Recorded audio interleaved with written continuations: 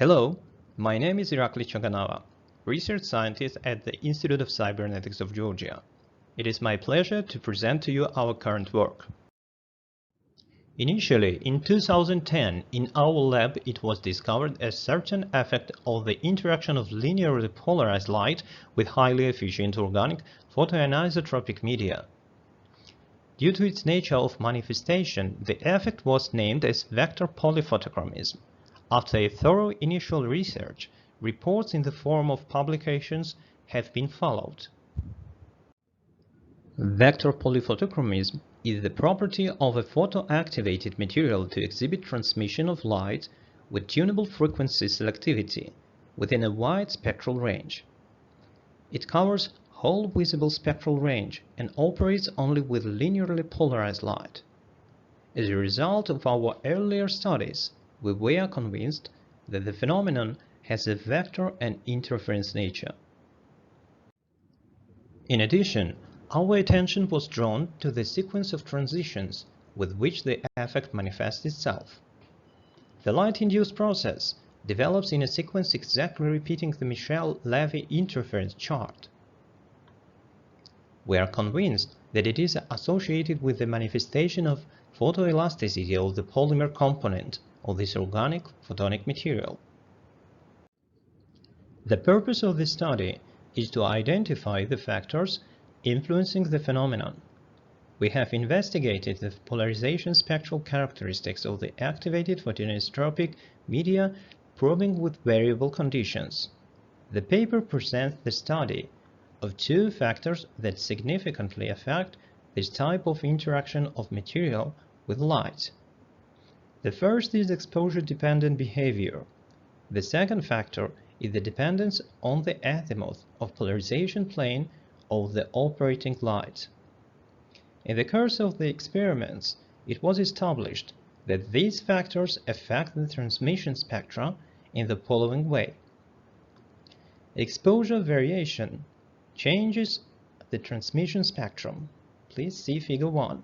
The use of a faceplate further enhances spectral selectivity. Please see Figure 2, Curve A.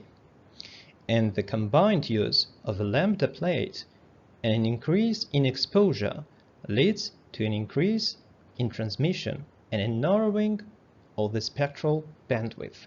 Please see Figure 4, Curve A. As a result of the interaction of the material with light, its spectral transmission behavior can follow one of the two possible ways, depending on the application of the faceplate.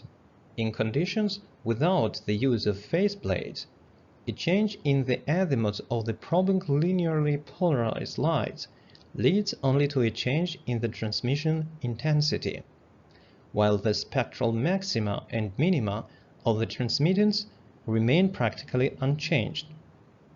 Under the conditions of using a faceplate, rotation of the azimuth of the probing linearly polarized light, on the contrary, leads to shift of the transmission spectra. By developing the azimuth-dependent technique, we have, first, improved the spectral selectivity of the material. Please see Figure 2. And, second, achieving linear operation of the light controller. You can see this in Figure 5 and 6. They demonstrate the behavior of the photoactivated material. These figures show the relationship between the switching stimulants and the resulting shift in the transmission spectrum. In the case of using the exposure-dependent technique, switching proceeds according to the picture given in Figure 5. However, this method has a drawback, which is in the nonlinear dependence between the controlling signal and the properties of the material. Subsequently, we found a technique which doesn't have this problem.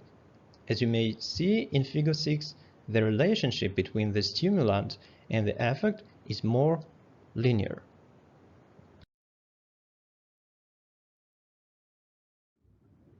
We hope that our work will be interesting for you. Thank you very much for your attention. On behalf or the research group of the Institute of Cybernetics of Georgia. See you later.